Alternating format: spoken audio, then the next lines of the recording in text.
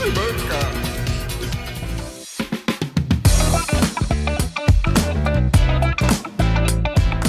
Gente, hoje o Se Manca, ele é especial, ele é internacional.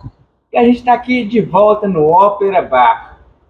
Olha, e eu tô com essas duas figuraças, né? Eu vou apresentar vocês essas duas pessoas. Eu estou aqui com o Tarq, né? Ele é um músico inglês, já morou na Alemanha. Ó, tem referência de David Bowen, Johnny Cash, ele tá bem de referência.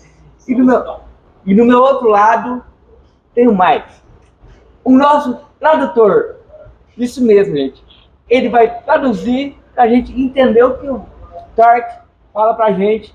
Então, a gente vai ouvir muita coisa em inglês e muita coisa em português. Só que uma curiosidade, antes de tudo. Eles se conheceram hoje. Exatamente isso. O Mike foi chamado por uma amiga aqui do bar, né? Pra ajudar a gente nessa entrevista. E agora a gente é os melhores amigos, né? Que o clima aqui tá excelente. E quem tá me ajudando nessa noite é o meu amigo Matheus Guimarães, né? Hoje é nós que tá aqui no Ópera Bar. E antes da gente começar, eu vou agradecer os meus patrocinadores, que é preciso, né, Mike? Com certeza. Então, olha, meu cabelo, gente, ele é da Barucos Revienato, ele é na Régua. Lá é o melhor lugar para você cortar seu cabelo, venha ficar no estilo, e é o melhor ambiente. Pessoal, gente boa, o Marcelo e o Felipe são super gente boa. Eu também tenho que agradecer também ao Querube Vestidos e Festas. Lá você pode ir para qualquer lugar no maior estilo, porque lá eles fazem vestidos sob encomenda e para todas as ocasiões. E também a Aqua Lavanderia, para ficar com sua roupa limpinha. Quando você não tem tempo para lavar, vai lá que rapidinho tá tudo limpinho para você usar. E agora a gente vai começar. Thank you for having me. Nice to meet you. Pleasure, man. Pleasure. Mike, nice to meet you. Oh, é um prazer. É um prazer. É só acrescentar que você estava dizendo, né, que nós tornamos 3 melhores amigos aqui, porque o vídeo está começando agora, mas tem pelo menos 1 hora que a gente está num bate-papo que já poderia ter sido gravado, né? Falamos muita coisa da vida um do outro aqui e foi muito bacana, por isso que ele disse isso. Pode falar pra gente entender. Yeah, I was just saying that because when he started the recording, he said like, it's funny because Mike and Tarq, they just met, and we are also, I also just met him, and we're 3 good friends, and I was like, yeah, because like it started right now, the recording started right now, but we were talking for like an hour, like very intimate stuff and we about could talk each other. for another 10. Yeah, we could. And that should have been recorded too, because that was a podcast already itself. Like our conversation an hour ago. We're starting a band. It's going to be called the Three Bears. Yeah, right? I don't play or sing anything, but we are. Ele falou que a gente vai começar uma banda. Eu não sei o que eu toco não, mas alguém pode me dar uma ideia. Eu falei a mesma coisa, eu não toco nem canto nada, mas bora começar a banda. Não, eu tô com ele, ele vai cantar, mas eu só tô com ele. Well, yeah, we're the 2 of us are with you. Like we're gonna be a band, but you're gonna do all the stuff. We're just gonna be there. Do yourself. Bom que eu não precisar de SAP, né? Não vou precisar da SAP nessa entrevista. Essa entrevista nem vai ser. Mas, primeiramente, Tarq, eu quero entender como que você, um musicista internacional, veio parar aqui em Berlândia e como você conheceu o Barata e para fazer essa apresentação no próximo dia 15, que eu já deixo o convite para todo mundo já vir, porque vai ser um único show e só música autoral, músicas lindas, belíssimas, e vai ter novidade que ele nem lançou ainda.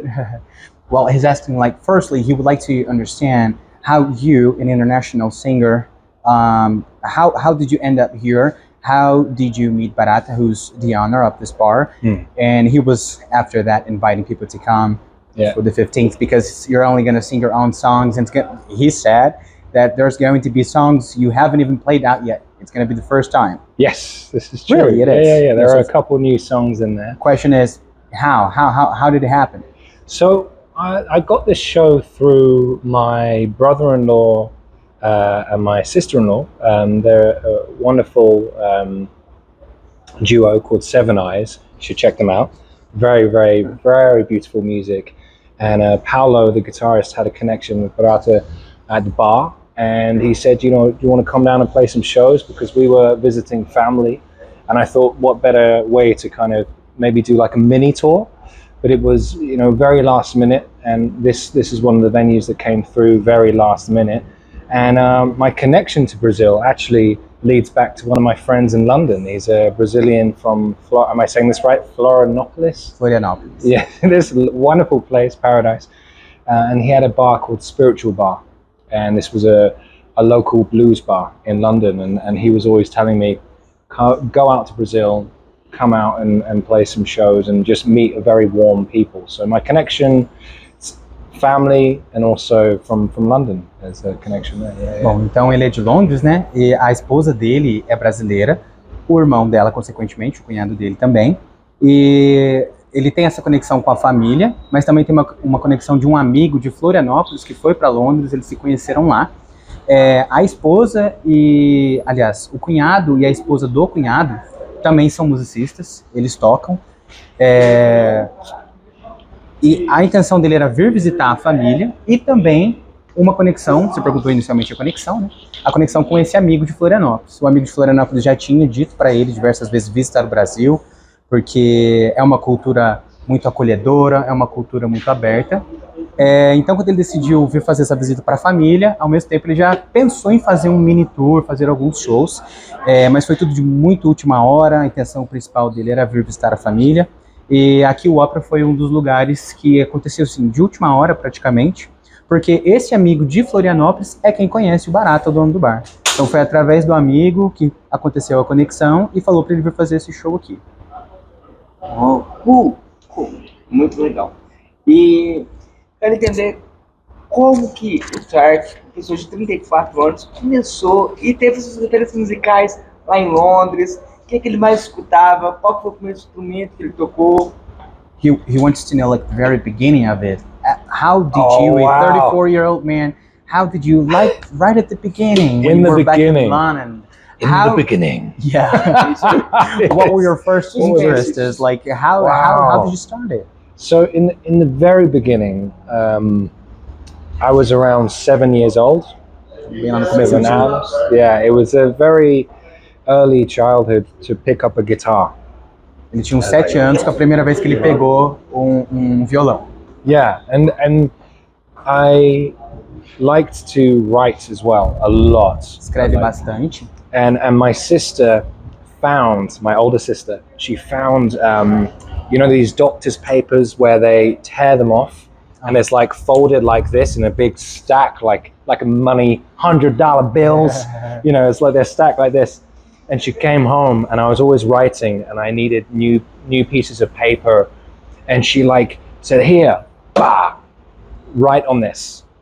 And I kept on writing and turning the doctor's paper over and over, you know, writing, and it just became like one giant scroll, like a kind of Jack Kerouac, you know.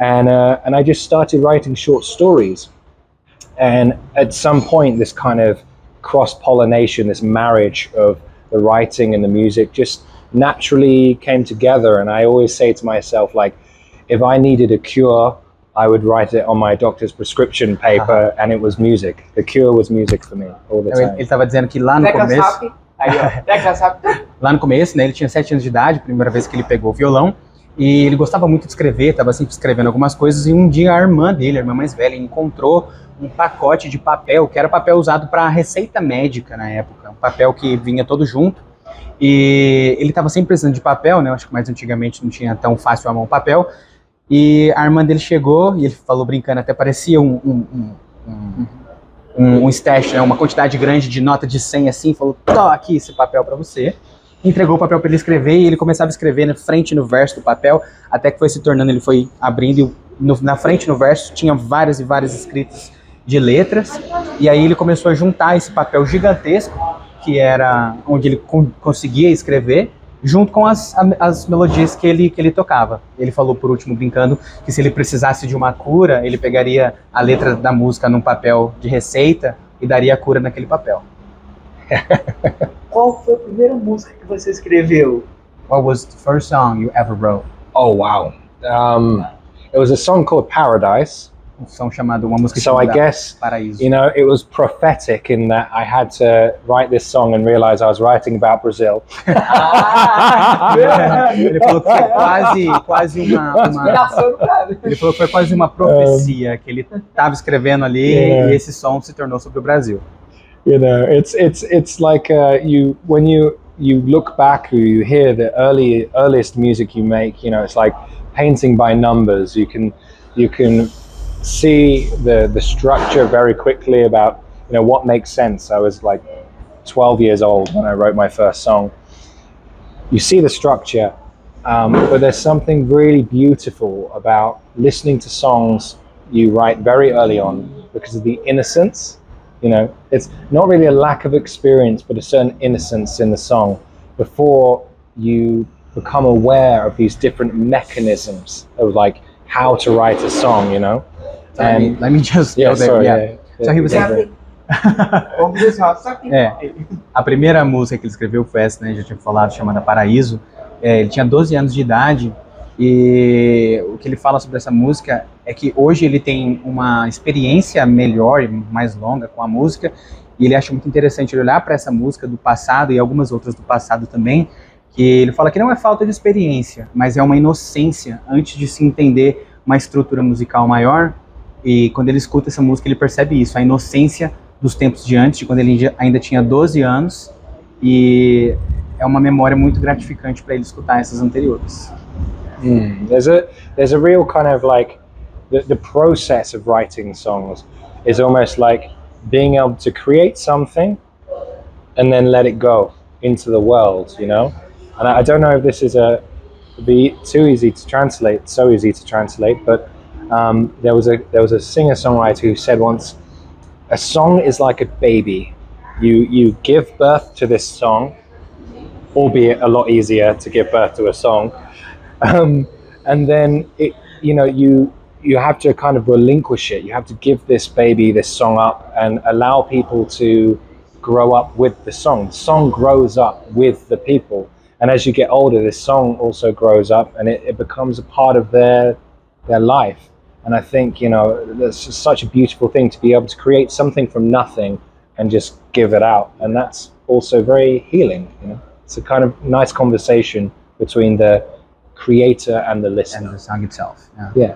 Tá dizendo que sobre escrever música, o processo de escrever a música é transformar algo do nada em algo, né? E estava dizendo que o som, ele é como um bebê, que você tem que dar à luz a esse som, alimentar esse som e deixar com que ele cresça com as pessoas, porque o som, a música, ela cresce e as pessoas têm que crescer junto com essa música. Faz essa comparação. E terminou ainda no final dizendo que é até de uma certa forma algo que cura, é algo curador. Curar, você dá à luz a essa música, permitir com que as pessoas cresçam junto com ela crescendo e ele se cura através disso, fazendo do nada algo e melhorando a vida das pessoas. Que bonito isso. Very nice. It's very beautiful. Very beautiful. But eu queria entender como essa sensibilidade ela vai transformar suas letras. Porque como você pareceu ser muito emotivo, ser muito visceral nas suas escritas, como que você consegue entender uma música que você escreveu há 15 anos atrás, uma música que você escreve hoje, por exemplo? Como você faz essa canalização? He wants to understand the difference between the songs you wrote back then and the songs you write now, as in the motivation you have, and also because you seem to be a very emotional, very sensitive man, and how you canalize that, you use your sensitivity into the music, into the songs you write. How is the process of doing that? I think like the major difference is it's almost like becoming aware of your process to the point where you have to let the process go, almost like speaking a language. We don't say like verb, noun, add every, you know, and it's the same scenario where I forget that it's a process and I try and channel something. And what I would say the difference is it's easier to channel something pure or true, like channeling something real to yourself. When you're younger, it's a lot easier, I would say, because there are less distractions, there are less maybe responsibilities. You mean something physical, or no? Just you're talking still about the music. Like when you're young, it's easier to write the music, to write the song. I think, you know, children are very innocent and they are super aware of what's going on. And I think the major difference is being able to be an adult and still keep the essence. Your inner child. Yeah, the inner child. And it's important because even though we're educated and we get more and more information from reading and different kinds of musical influences, for me it's about being able to do that and pull in these like with a rope, or these different sources of music, but to be able to remain unique and genuine within your process. Te perguntar também da diferença, né, do som das músicas que ele escreve hoje para as anteriores, com essa sensibilidade, no sentido de emoção, né, por ser uma pessoa, demonstrar ser uma pessoa emotiva. E aí ele diz o seguinte, que para ele, quando ele era mais jovem, ele achava que era até mais fácil, porque de canalizar essas emoções, esses sentidos dentro de uma letra. Dizer que pelo fato de fala que as crianças são inocentes, né? E na época, o primeiro som que ele falou, a música que ele falou primeiro, escreveu, tinha 12 anos de idade, então elas estão muito atentas para o que está em volta. Então essa inocência, essa atenção, faz ele conversar consigo mesmo de uma maneira melhor para canalizar a música, a emoção dentro da música. E hoje em dia, a principal diferença seria entender essas referências musicais, escuta algo ali, pega outro lá, vive um pouco, entender essa diferença do que você recebe e ser um adulto, mas mantendo a sua criança interior, mantendo essa pureza para conseguir canalizar as mesmas emoções dentro de uma letra. Caramba. Damn it. It's hard. It's a process where if you don't have the pressure, if it's not your full-time job as well, it might be easier to create. Eu tinha dito também que é um processo. E aí ele deve evoluir de tal maneira que ele já não controla mais o processo. Eu tinha dito anteriormente, estou lembrando agora. Tem que evoluir o processo dele de tal maneira a ponto de ele não saber mais que o processo está acontecendo e só deixar o processo acontecer. E agora ele volta a falar desse processo, né? É porque quando você fala o processo, você falou de crescimento da música junto com a pessoa. Então, quais que são os significados que você dá no decorrer do tempo, quando você escreve uma música e depois vai ouvir ela tempos depois? O significado é o mesmo? Well, you said like you meant that there's this thing that you have to keep on growing, become an adult, and also keep your inner child. But you want to understand if you change the meaning, if you give another meaning to it, like years and years later when you listen to your previous songs. That's the beauty. Yes, I love that, because that's exactly. It's like when you read a book as a 10-year-old, and then you read the same book as a 50-year-old. You're like, what? This book is completely different. Tá falando que isso achou a pergunta muito boa. Fala que é aí que está a beleza em escrever, que seria o equivalente quando você lê um livro com 10 anos de idade, depois com 50 anos de idade você lê o mesmo livro e fala, esse livro é um livro completamente diferente do que eu tinha lido antes. Yeah, and the beautiful thing is you're like, the book has changed, and then it's like, no, the book hasn't changed. I've been the person who has changed in this process, and the songs definitely, the meanings do expand. The meanings do expand, and I think are they different though? That I think the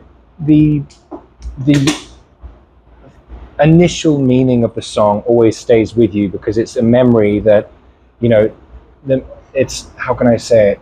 I've said this before. It's a kind of it's not the memory that evolves, it's the feelings towards the memory, you know?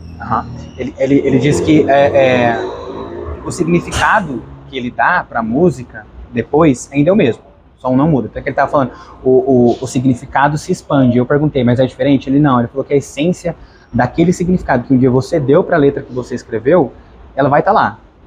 A essência do significado. Mas, falando do livro de novo, ele diz que, então o livro mudou completamente. Não, o livro não mudou, o livro é o mesmo, as palavras são as mesmas, eu mudei. Eu mudei, eu dei um significado diferente para esse livro. Mas a essência do livro, a essência da música que escreveu, tá ali. Mas se expande. Quando você cresce, o significado também se expande, o sentimento também se expande. So beautiful. Oh man, So beautiful. I wish I could feel the same about it if I was to hear myself talk. I think I talk too much, just so you know. Ele disse assim, eu queria ouvir a mim mesmo e também achar bonito, eu acho que eu falo demais. Me too. But the purpose here is for us to, for you guys to talk, for it all to be said, right? O propósito aqui é para tudo ser dito, para todo mundo falar. Então, Pra todo mundo estamos em falar, casa. né? I'm home. Man. Me too. Oh, sorry, me too. I'm touching this guy. It's okay.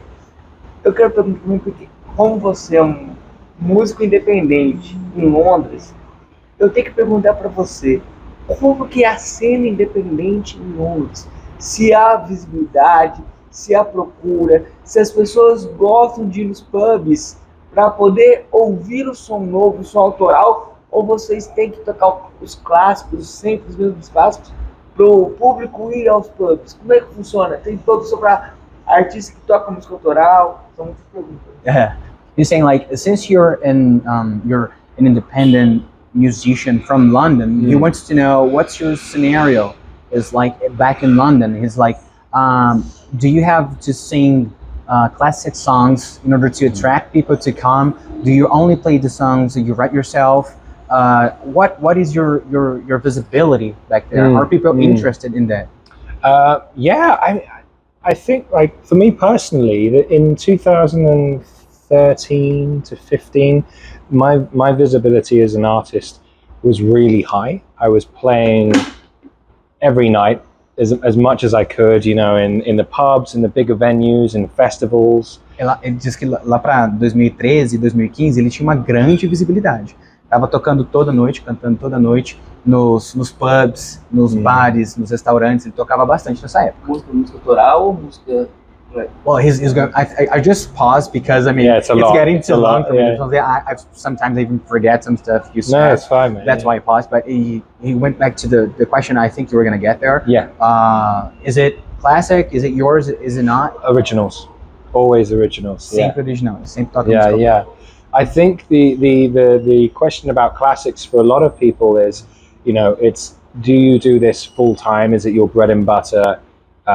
You know, most of the artists in London who are, I would say, in the kind of middle class or the kind of working musicians, they're all, you know, they all have two jobs, and one of them might be kind of playing wedding gigs and things like this, you know, to keep the money coming in, and then they're releasing music independently.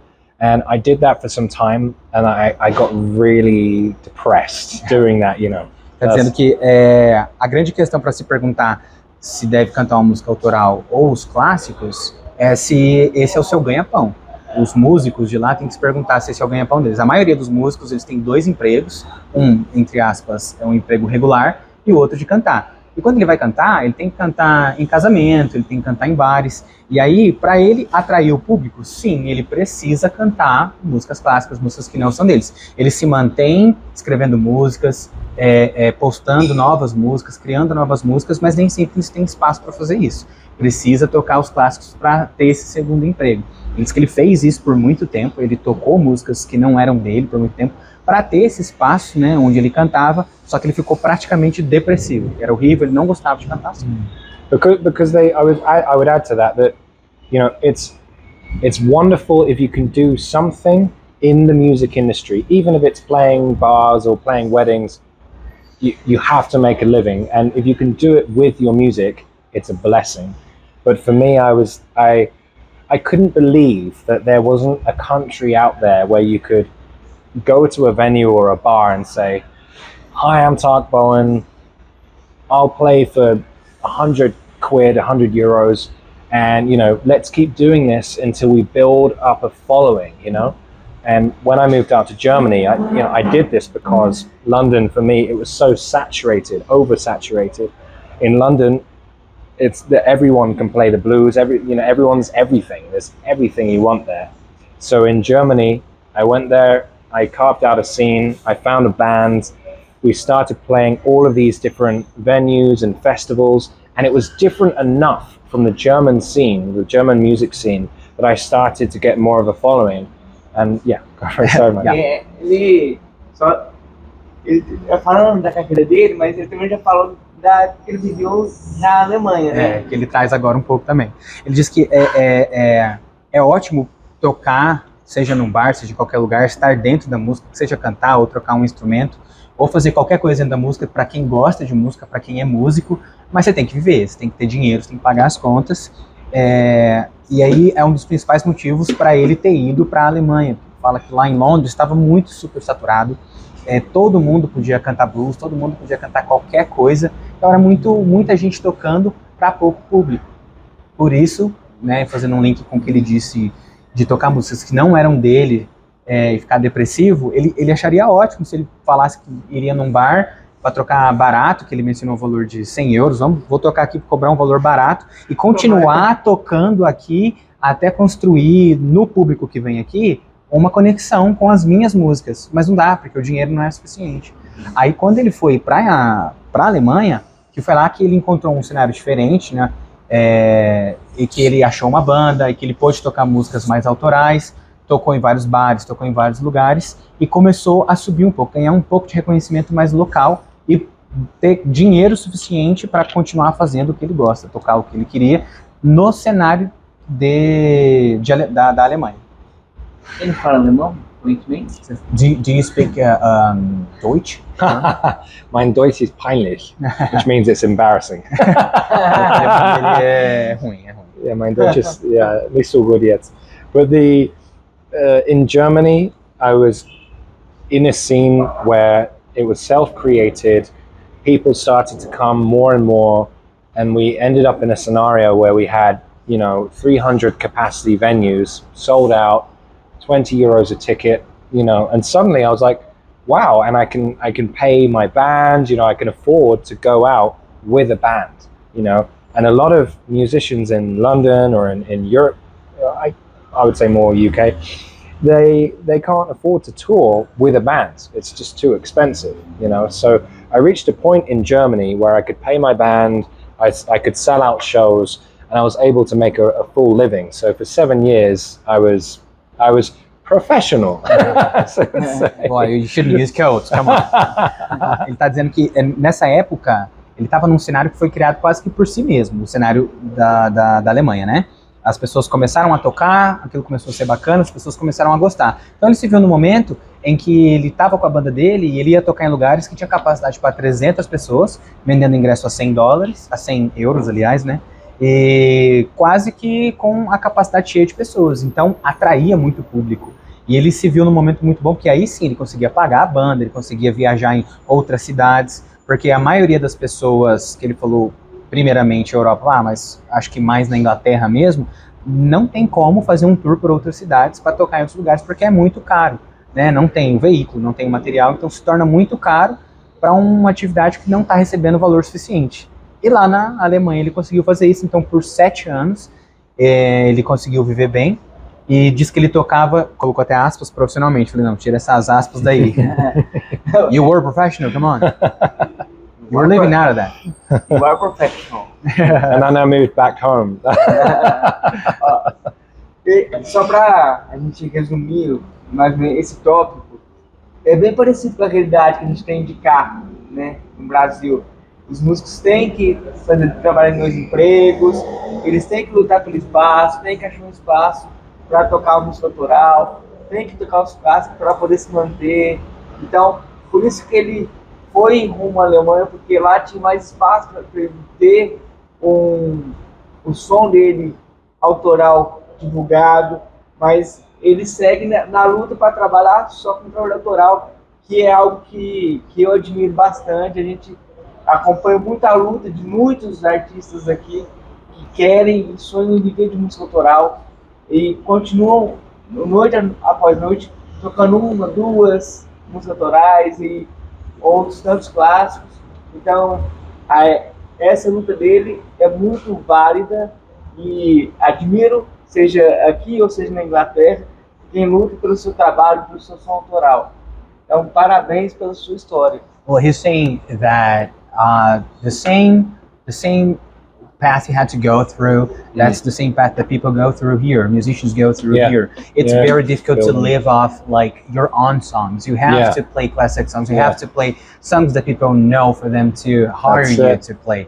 And he's saying that he knows a lot of artists that they live through that every day. They want to live off their own songs. But they can't. They have to play other things. You know? So that's, he said that your fight is very valid, and he admires you to keep on fighting for living out of only your songs. And he congratulates you for keep on doing that, for keep on trying. Thank you, thank you. It's how do you say? It's like it forces you to have to try. Well, we all want to write a classic song. It's like sing a classic song, write a classic song. You know, that's the thing. You know? De ponto de vista diferente que ele falou, isso te força, essa luta, né? Te força a escrever um som clássico, um som bom. Você quer cantar um som bom que seja autoral? Então escreva bem e faça um som que fique famoso e seja um clássico. Mas todos nós podemos criar um clássico, só que as pessoas têm que deixar esse clássico começar a tocar. Exactly, like all of us can write a classic, but people have to let it play. Let it play. Let it play. Let it play. E interessante, queria saber qual é a outra profissão dele, porque todo mundo tem uma profissão, então... Well, he's asking about your other profession. My other profession is digging up bones. Falou que I like this service. I like this service. I love bones. I love bones. Ele disse que a outra profissão dele é cavar ossos. Ele é um arqueologista, né? Não falo, ele é um arqueólogo, aliás. So I could change my name to T. Bowen Burnett, maybe. It's a T. Bone Burnett, Bowen. But I basically I started archaeology because I had a problem with my singing voice for 2 years, and I had acid reflux, and it stopped me singing. I was playing or recording in Los Angeles with a fantastic producer called Larry Klein. He makes wonderful kind of jazz blues records, say with Melody Gardot. I think she's quite big in Brazil, actually. Madeline Peru, Leonard Cohen, these kind of Herbie Hancock, very wonderful artists. And I felt really lucky to be out there. But I was also quite nervous. And I think I oversung. And at the time I had like this Californian flu virus or something. It was in LA. It was in Los Angeles, yeah. And I didn't realize it had actually something to do with this acid reflux. So long story short, I stopped singing for 2 years. So archaeology started right when I stopped singing. So it was a kind of saving grace, if you like, to be able to dig up bones.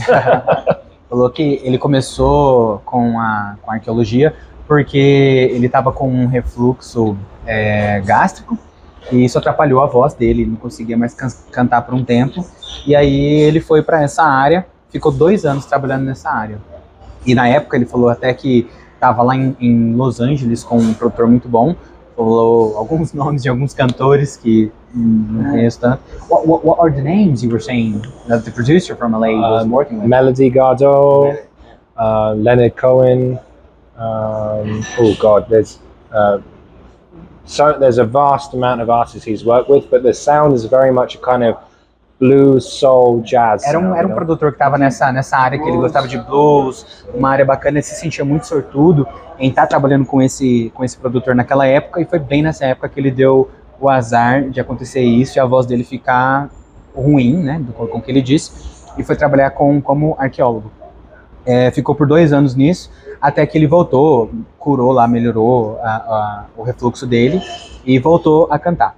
Então ele falou que a arqueologia para ele é uma saving grace, não tem uma tradução muito exata, mas é uma graça que salva. Você tem que dar um passo para trás, mas é o que te salva naquele momento. Did you watch the series Bones?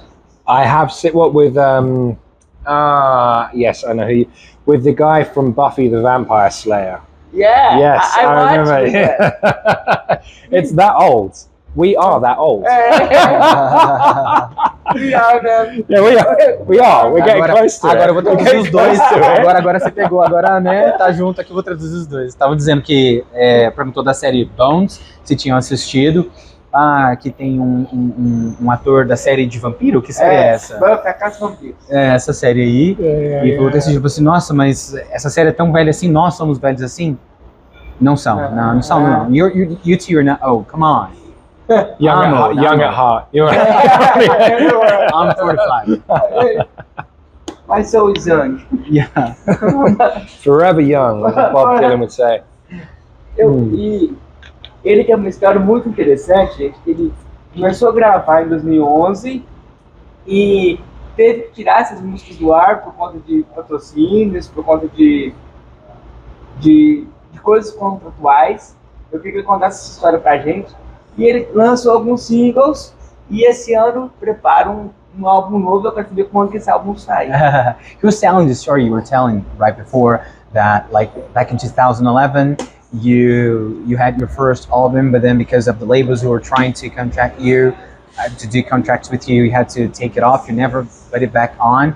And you were saying that this year, this is the first album you actually you're going to get out, like finally. And he wants to know a little bit more about that story. He wants to know about this new album that's coming out. Sure. I just want to ask you though, give me some time to translate because sometimes I forget what you're saying. Sorry, I can understand everything, but sometimes I go like, what was he saying? A little less. Yeah.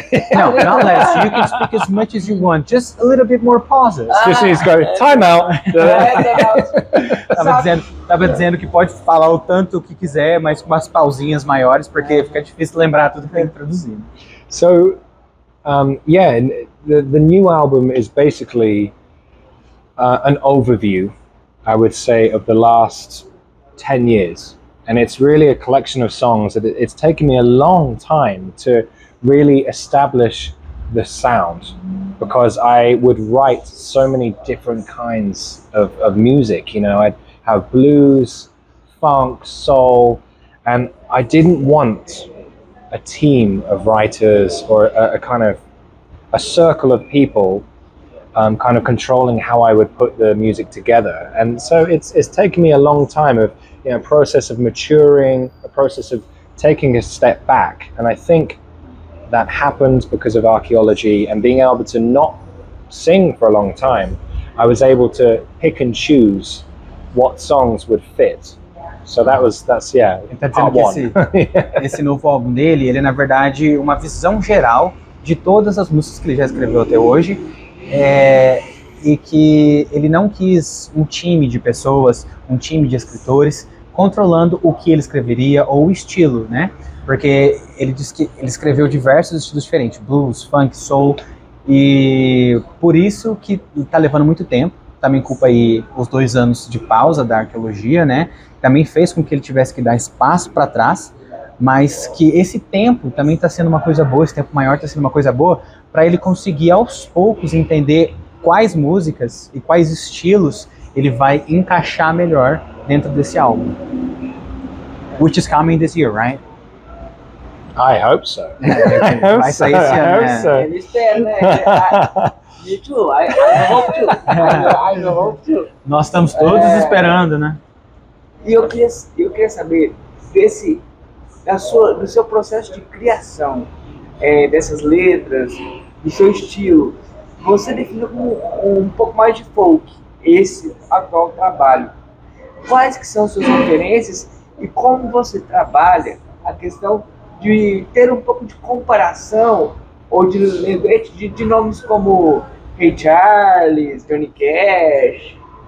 Well, as you probably heard the names, you know, like he wants to know about your references, because he said that, I don't know if that's really what it is, but he said like you defined this work now a little bit more as folky. Is that it? The previous work was The more previous folky, one, yeah, was the first one. Você estava dizendo que ele definiu mais como folk, mas era o anterior, né? Mas acho que de qualquer maneira, anyways, in this area, what are your references and how how you have them and how you canalize them to write your songs and your lyrics. What are they? I think it's like a musician's ability to be a bit of a chameleon and try and find their sound whilst not mimicking.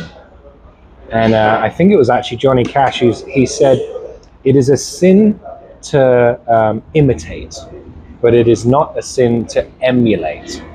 So this is something. Ele diz que ele acha que foi o Johnny Cash que disse que é um pecado imitar, mas não é um pecado emular, ou seja, fazer parecido, usar como referência. Ele fala que é uma das graças dos escritores e é ter que fazer isso, né? É ter que andar em cima de uma corda bamba, sabendo de onde tirar as inspirações sem copiar. E ele tenta fazer isso. É o que ele está dizendo desses nomes que você disse, ele tenta fazer no máximo isso, né? Tirar a inspiração, mas sem copiar. É porque você foi muito elogiado por um produtor do David Bowen, que é a maior referência de criação do pop. A gente tem o rei do pop, mas o David Bowen é a maior referência de criações e de mutações do pop. Well, he's saying that the producer of David Bowen says great stuff about you, that he read that he says great stuff about you, and that's why he's asking this. Like, if the guy who's like with one of the biggest names in the pop industry says great things about you and your songs and your music, how do you manage to get there, to do it? Playing as many places as possible. I got that gig, I got that show because an A&R man, representative of Sony Music, saw me play at a London show. And he called me when I was living in Germany and said, "Hey, we've got a show for Sky Music or Sky Arts. It's about What David." is that? What is this kind of? Sky is it's like a TV network, and they make like lots of music, like yes, like Sky. Music channel. Yeah, Sky. Yeah, so it's like basically we did a kind of best of the life of Tony Visconti, and he produced Paul McCartney, David Bowie, and T-Rex, and it was an amazing experience to be on stage with some of the original musicians that played on these albums. So like sorry man. Well, ele estava dizendo que é o seguinte, o contato que ele teve com esse produtor David Bowie foi porque quando ele era jovem ainda, diz ele, né, estava morando lá na Alemanha, um rapaz que era representante da Sony ouviu ele cantar durante o show, ligou para ele e falou que eles queriam fazer um meio que memorial das melhores músicas que foram desses cantores do produtor do David Bowie. E aí teve Paul McCartney, teve diversos outros, e ele teve nessa produção para esse canal chamado Sky, um canal de música de lá, e ele teve no palco com a maioria desses cantores originais, né? O próprio David Bowie, o próprio Paul McCartney e os outros cantores, e a experiência que ele teve foi assim. Então diz ele que foi uma certa sorte por esse representante da Sony estar lá no show e eu vi ligar, e foi a experiência e o trabalho que ele teve com esse produtor foi essa. Eu vou ter que perguntar, você teve no Paul McCartney. I'm gonna have to ask is that. Você teve do lado do Paul McCartney. Ele é o maior artista que a gente tem vivo, e ele é um Beatle, que é a maior referência musical para muitos. Eu queria saber de um inglês, o que o Paul significa para vocês, que são músicos ingleses de Londres? O que ele significa para vocês? He's saying that Paul McCartney is one of the biggest artists alive. Yeah. He was a Beatle. Yeah. And like I'm saying for myself, like we all love the Beatles, we all love Paul McCartney. Yeah. But he wants to hear it from a British person. What does Paul McCartney mean to you? Oh wow! I mean, it's like if you've got like the American songbook, the great American songbook of the classics, say like Bob Dylan, Pete Seeger.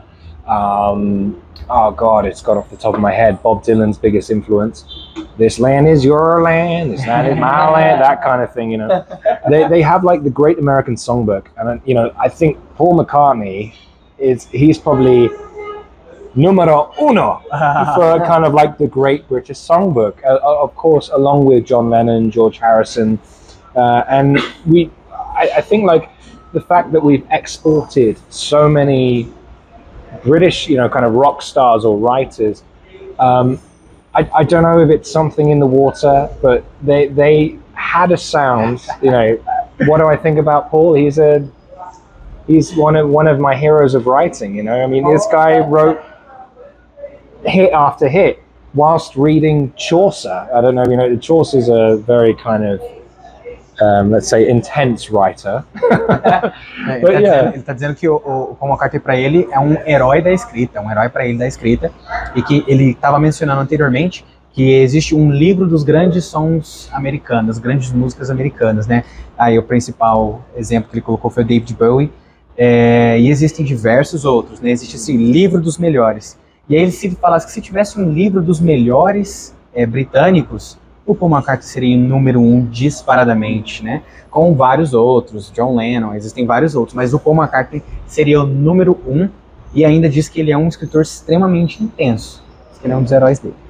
There's just so many. So many songs. Let It Be. Hey Jude, you can go on and on. Let it be. Let it be. Let it be. It's endless, E como é que ele pessoalmente? Como é que é estar com... You've seen him, right? When you were working for that guy, you were beside him. You were working with him. I didn't get to work with Paul. But you were only Paul on wasn't stage there. with. I was with Stuart Copeland from the Police. He was there on the bateria. Durante a gravação. Bob Geldof from Bob Geldof. Imelda May was there.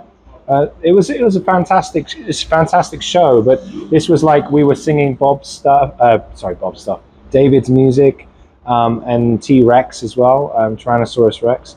But this was all, again, this was like a kind of like we were singing for David, we were singing for Tony, and it was a really magical experience. But this was 5 years after the probably one of my greatest experience. Working with the drummer Nick Mason from Pink Floyd, and he recorded my first ever song that came out after this album I removed. He was producing it. He was the drummer from Pink Floyd. The drummer. Yeah. Ele disse que o Paul McCartney nas gravações ele não pôde ter contato com o Paul McCartney. Citou vários outros nomes que eram muito bons. Foi uma experiência maravilhosa. Era um cantando para outro. Foi uma experiência muito boa, que foi 5 anos depois do que ele acha, ele cita como a melhor experiência da vida dele, que foi quando o baterista do Pink Floyd estava produzindo a primeira música dele. Que está presente no álbum que ele removeu do Spotify. He said he wanted to be a part of the album you removed from Spotify. He wanted to be there. Man. It's still online. That track is still online. The one track. Alright. But a gente vai chegar na parte final da entrevista agora. E eu falo um pouco mais da... Final. Gente, a gente está partindo do final da entrevista agora. E agora eu vou perguntar algo um pouco mais pessoal, que tem a ver com a minha condição, certo? Então, eu tenho um canal que trabalha por puro esporte, sou uma pessoa com deficiência. Eu acho que deficiência é perceber em todo lugar, acho que é universal esse termo. Eu queria saber se você tem alguma convivência, conhece alguma pessoa com alguma deficiência, se ele tem alguma história que ele pode compartilhar com a gente, o que ele aprende e o que ele ensina. Essa é a minha pergunta. Well, he said we're heading to the end of the interview, and that's why he would like to ask you a more of a personal question, more of a personal to him, because he says he's a handicap, and he would like to know if you have, like, in your daily routine, or if you have any experience with handicapped people. And that was a question that was like, oh damn. Yes. What do you learn and what do you teach? What do you learn and what do you teach? Wow. When you deal with those. Wow, that's a really good question. That's a really good question. What do you learn and what do you teach?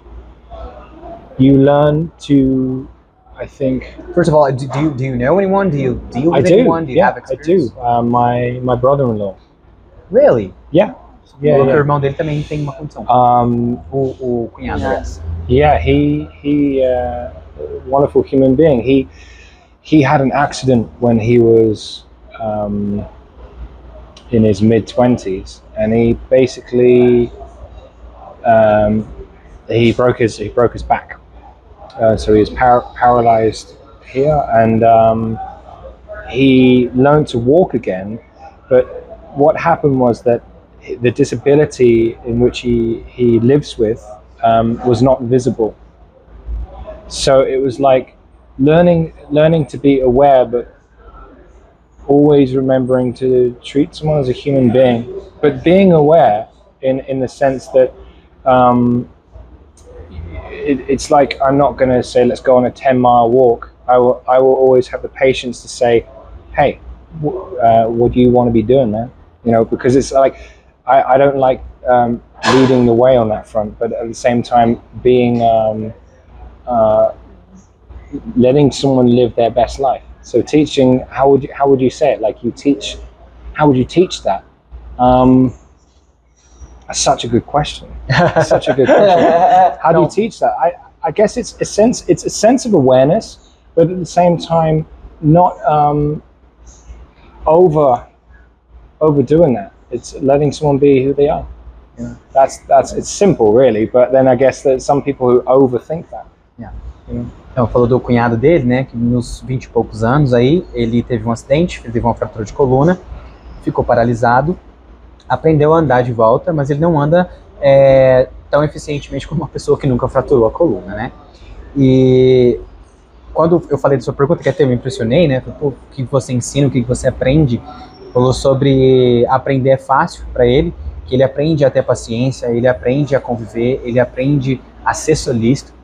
Ele fala, por exemplo, que ele, estando apto a caminhar bem, não vai caminhar 10 quilômetros, 10 milhas. Então ele vai esperar o tempo do cunhado dele, do tempo que ele consegue caminhar e o que ele pode caminhar. Agora, sobre ensinar, que foi que ele ficou, nossa, o que ensina, né? Você ensina a pessoa a viver do jeito que ela é, a se aceitar da forma que ela é, tentando fazer ela ser assim, né? Ensina ela... Aí que ele ficou, nossa, o que ensina? How do you teach, right? What can you teach? Because you allowing said, someone's like physical nuances, whatever they are. It's like, but it's like a definition. You like, how would you say? It's like a definition that he doesn't let that define who he is, but it's like, you put it beautifully earlier. It's like, oh yeah, right. Yeah, you said it best, to be honest. But because he said like he doesn't possess disability, he's singular. Yeah. Ele tá usando a sua própria frase, né? Porque ele tá dizendo que dessas nuances físicas, não importa quais elas sejam, que fazer a pessoa sentir que aquilo não define ela, né? Não é uma definição que não define ela. E ele usou aquilo que eu tinha dito anteriormente, porque em português a gente fala que a pessoa ela tem algo, né? Em inglês a gente fala que ela é, geralmente você é isso, você é aquilo. Em inglês a gente fala tem, então muita pessoa fala, tem uma condição, tem uma condição. Você falou que você não tem, né? Você não possui essa palavra, você prefere falar que você é singular. E ele tentou usar as mesmas palavras que ele tenta fazer isso, né? Tenta fazer que a pessoa não é aquilo, ela é só uma pessoa única. E aproveitando ele, eu queria saber como que ele vê a realidade da pessoa com uma deficiência, para ficar mais fácil, na Inglaterra, aonde ele vai. Eu quero entender qual que é a diferença, para eu fazer um paralelo. Porque você fala que aqui no Brasil é mais difícil. Não é que é mais difícil, eu quero entender como é a realidade dele. Eu acho que a realidade é muito singular para cada um. Mas eu quero saber como é que o país dele, como é que a Inglaterra em si lida com isso. Lida com essa condição, em todos os âmbitos. Well, é uma pergunta aberta. It's a very open and wide question, but he's asking like, what is the reality for handicapped people back in London or in the UK really in general? Good.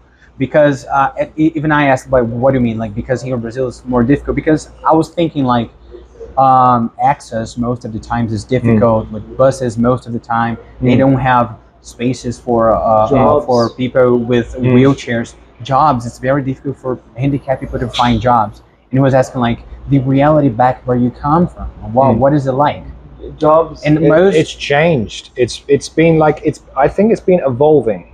It's been really evolving, and I would say especially in the last 10 years, like they've modernized, and basically you do have access and things like that on trains and things, but it's more like the stigma.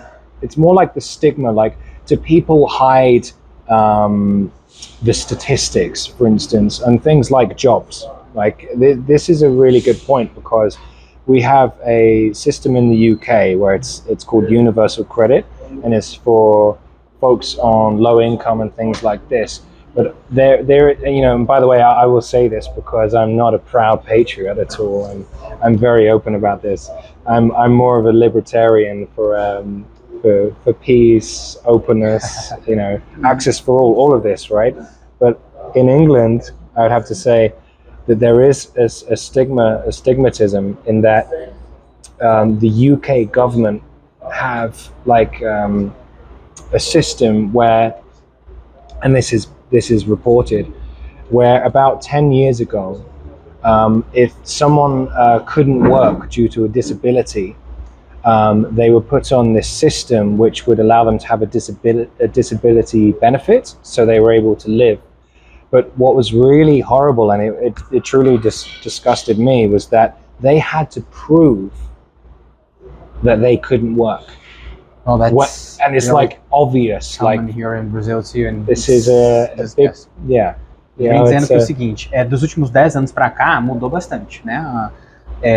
Tecnologias que dão acesso, mudou bastante o acesso das pessoas a muitas coisas, mas a questão dos empregos realmente é um ponto muito bom, que ele estava dizendo que isso são estatísticas, às vezes o governo tenta esconder as estatísticas sobre empregos de pessoas deficientes, empregos de pessoas desabilitadas, e que tem algo que tem lá, é um crédito escolar, que funciona também, eu imagino que seria um paralelo mais ou menos com as cotas que nós temos aqui, e que tem há um tempo essa questão de quando a pessoa não tem capacidade de trabalhar, que ela entra num programa do governo para receber condições melhores. Só que ele acha que é um absurdo, ele estava até falando que é muito comum e tem muito, que a pessoa tem que provar que não consegue trabalhar, e aí isso torna um processo difícil. Because here in Brazil, that's also very common. You see people who are completely able to work, but they have like some small condition, and they do get retired, so they get money from the government. But some people, they are, I don't know, like, I don't know if I can say like wheelchairs, because that's more of the right way to do it, to get the benefit. But lots of people, you can see they cannot work. They're disability, and they were denied retirement. It's awful, because the UK government had this system, this organization that would be, they would have an incentive. I don't know what the Portuguese is, like an incentive to sign people off. So this was for not just disabled people, but basically anyone. You mean sign off as in they wouldn't get the benefit, and they, you know, so it's like I would say like it's been improving, definitely been improving in the last 10 years. But that's a really good question, because it's like me just saying like the awareness, you know, really just the awareness of it is I think partly more of a problem than anything else. It's the awareness. Existe incentivo para negar esse benefício para as pessoas. Mas imagino que é da mesma forma que aqui, né? Muitos médicos tem assim, tem um número limite que pode autorizar, mas enfim, tem melhorado nos últimos 10 anos, mas que esse reconhecimento também é algo muito importante que tem melhorado nos últimos 10 anos, né? O awareness é o estar aberto a entender, saber que existe, reconhecer. Pelo menos a acessibilidade lá é melhor do que aqui. At least mas a questão dos empregos eu vejo que ela é bem parecida. Porque aqui existem as cotas, existe uma camufla, né? Aqui eu emprego tantos, aqui eu tô dentro do limite, porém eu não estou ensinando e nem promovendo a melhora do meu funcionário que tem uma condição. Eu estou apenas colocando ele para fazer um trabalho de Ctrl-C, Ctrl-V, uma coisa muito simples, que para muitas que tem uma condição como a minha, ou parecida com a minha, já é o suficiente, pois a habilidade dele ou dela é muito restrita. Então, eles se acomodam no que é oferecido. E a empresa não faz o suficiente para desenvolver e ver que ela tem capacidade. Então fica aquele jogo. Aí eu estou bem de cá e ela está bem de lá. E a gente vai se acomodando na condição que o Brasil tem, né?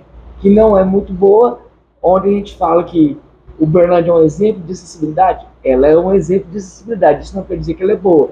Quer dizer que ela é uma das menos ruins que a gente tem no Brasil. Mas é que falar que é um exemplo de acessibilidade não é. É uma questão que a gente tem que evoluir bastante. E a gente não pode se esconder em cima desse status que a gente colocou, porque aqui é um pouco menos pior do que muitos outros lugares. Eu amo Uberlândia, eu moro aqui tem mais de 10 anos, praticamente fiz toda a minha vida de profissional aqui na cidade. Só que a acessibilidade e tudo, isso está muito longe de estar perto do ideal. A gente consegue mudar a nossa vida com um sorriso, com amor, com alegria, e contando muito com a acessibilidade e com a aceitação das pessoas que nos recebem, que graças a Deus são muito acolhidos. Mas a cidade em si falta muito e não pode se esconder nesse status que tem de uma cidade completamente acessível, ou acessível porque falta muita coisa para fazer.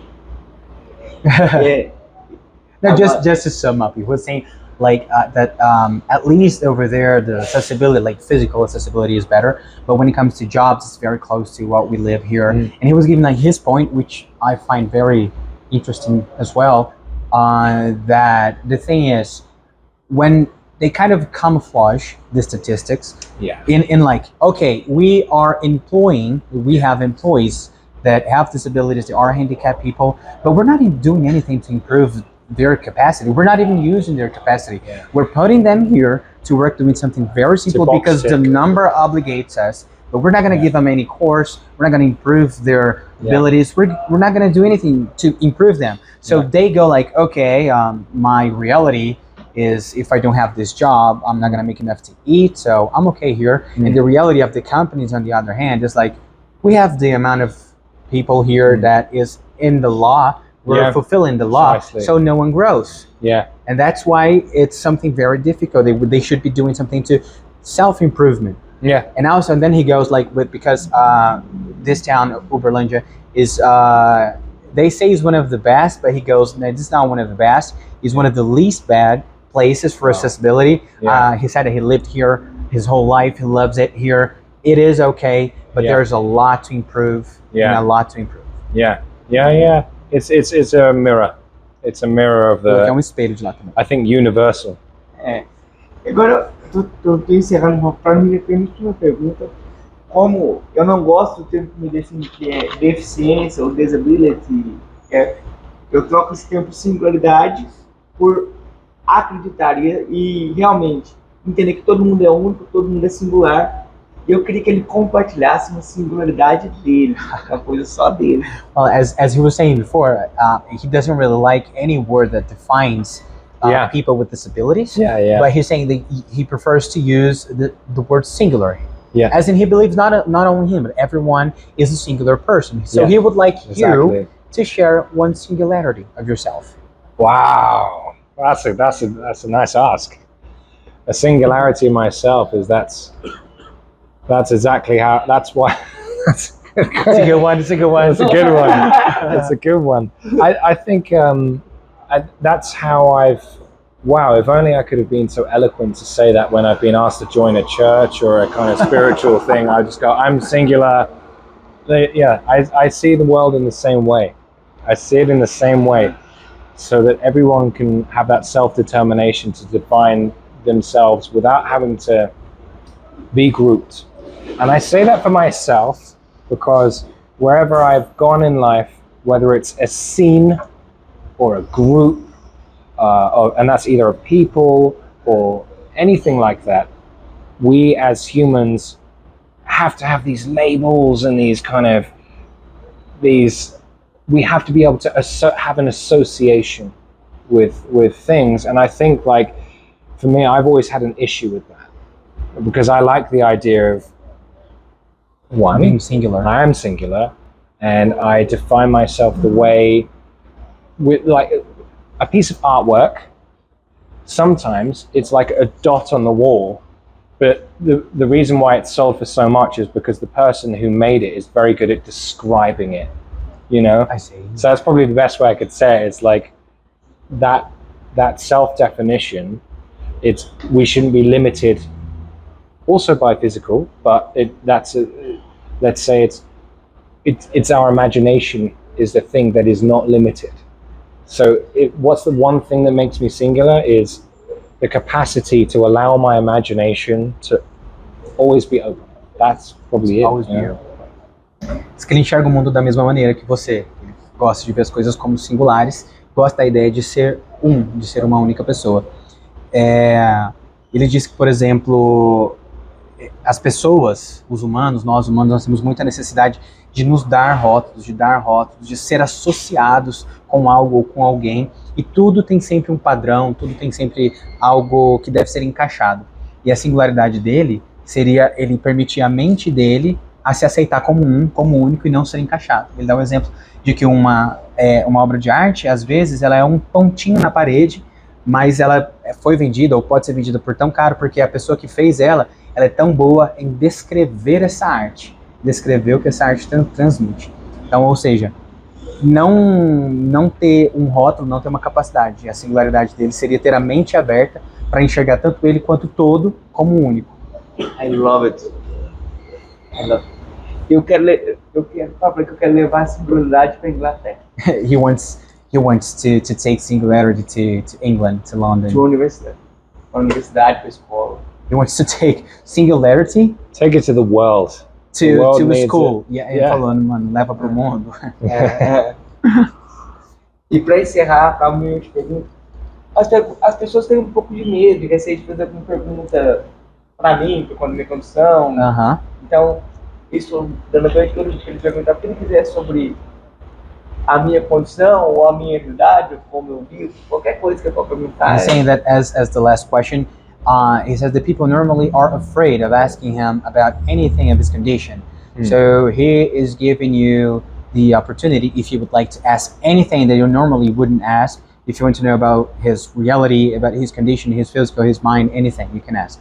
Yeah, sure. Like, what keeps your imagination and your love for music alive, going past your, if you feel it's something you're not even being aware of, but like past your physical limitations, do you know? Like, because at some point, if we even go to a quantum level, and then we go, okay, in 60, 70 years time, we use time as the boundary.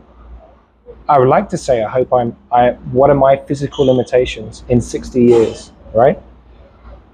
I would ask you, from experiencing a physical limitation from possibly a young age, from when you're born, what is the essence of life, and is it, if it's music or culture, that keeps your imagination open and keeps you boundless, endless, you know?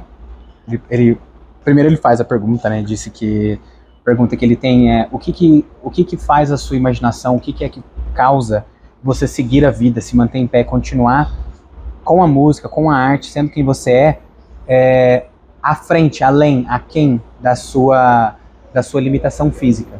E ele fala que levando até para um nível quântico, né? Daqui 60 anos, que seria muito diferente, teria muita forma diferente de se lidar com isso, mas desde que você nasceu, nesse tempo, você tem as suas limitações físicas, então você vive o agora.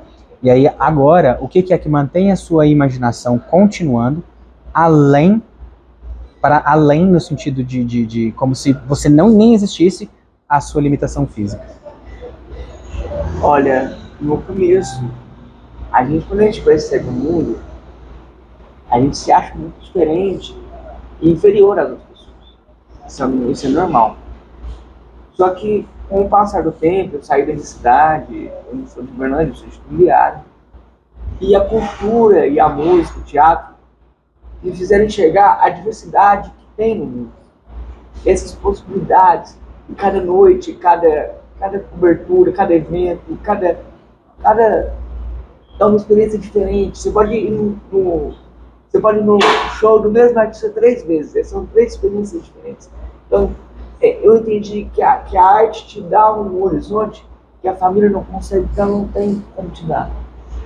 E eu, de um tempo para cá, trabalho muito a minha mente para ser positivo. Porque eu li uma trilogia que mudou minha vida e estou lendo um livro que é O Poder da Mente do Subconsciente. Então, eu estou tentando criar uma realidade próspera e feliz, falando positividade, falando coisas que possam trazer alguma coisa assim, para mim, para eu poder desenvolver o que eu quero desenvolver. Quando eu falo que eu quero levar a singularidade para a Inglaterra, porque realmente eu quero levar a singularidade para o mundo inteiro. Então, tipo assim, eu acredito muito no poder da mente. Só que a gente é muito contaminado por tudo que a gente tem no nosso redor. Então a gente tem que filtrar muita coisa e pensar para poder criar a nossa realidade. E assim eu acredito nas pessoas. Eu sou um cara extremamente acolhido. Estou aqui no bar com um amigo meu, o Matheus está aqui. A gente está fazendo. Assim, eu sou um cara extremamente grato pela minha vida, por quem está comigo e por quem me acolhe. Well, he says that at the beginning of his life in general, he feels very different and very inferior to people, and that is very common. But as life goes by, he saw in art, in music, a way of singularities and a way of understanding that there are a lot of different things, a lot of different people, and that's what keeps him going. And in art, music, it can give you something that your family can't, because your family is not really used to that difference. But then you can learn it from somewhere else. And he says that living that you can go to a concert of the same artist 3 times, and it is going to be 3 different concerts. Yeah. And he experiences that. He goes through that. And he says that what keeps him going is that, and also keeping his mind positive and prosperous. He said he's reading a book called The Power of the Subconscious. And he's trying to keep his subconscious all of the time positive, prosperous. And he feels like very, very well treated by people that were here at the bar. He has his friends. We're having so he feels common now. He feels like just someone else. That's what he meant. I bet he meant that. Yeah. And that's basically it. Like keeping his mind positive. Yeah. Oh, that's the way. That's the way. And that is a secret that shouldn't be a secret. Esse é um segredo que não deveria ser um segredo. If more people had, really, I guess you hear this all the time. If more people had the self-belief, more people would find less offense in other people as well. You know, in the fact that the little differences are nothing. You know, Porque se mais pessoas acreditassem mais em si mesmas, elas ofenderiam menos o outro, né? Não se importariam tanto com pequenas diferenças. É exatamente isso. Assim, eu falo no que eu realmente acredito, né? Não vou ninguém seguir o que eu tô falando aqui, mas é a maneira que eu encontrei para desenvolver o meu melhor caminho. E eu acredito que esse é o melhor caminho para mim. Então, é isso. Eu quero agradecer essas 2 figuras, o Mike, que traduziu tudo e foi divertido. Thank you, mate, for translating my waffling. Well, thank you for this very playful time. Thank you, mate. Thank you, Tarq. Thank you, brother. For everything. I love this man. And you back, my friend. I was about to say Anki Io. I was like, no, wait, that's Anko too. That's Italian. Ele falou, e você de volta. Eu quero agradecer esse grande podcast, Se Manca especial. Agradecer ao Matheus que está ali atrás das câmeras, a Ópera Bar por mais uma vez ceder esse espaço. E fica o convite, porque dia 15 é um grande show desse cara internacional que vai trazer seu trabalho autoral inédito que nem não tem nenhuma plataforma. Então, vem que dia 15, tá todo mundo aqui reunido, faça sua reserva. Esse cara aqui é espirituoso, muito bacana, vale a pena ter essa noite super especial e única aqui no Ópera Bar. Great. It was great. Oh, lovely.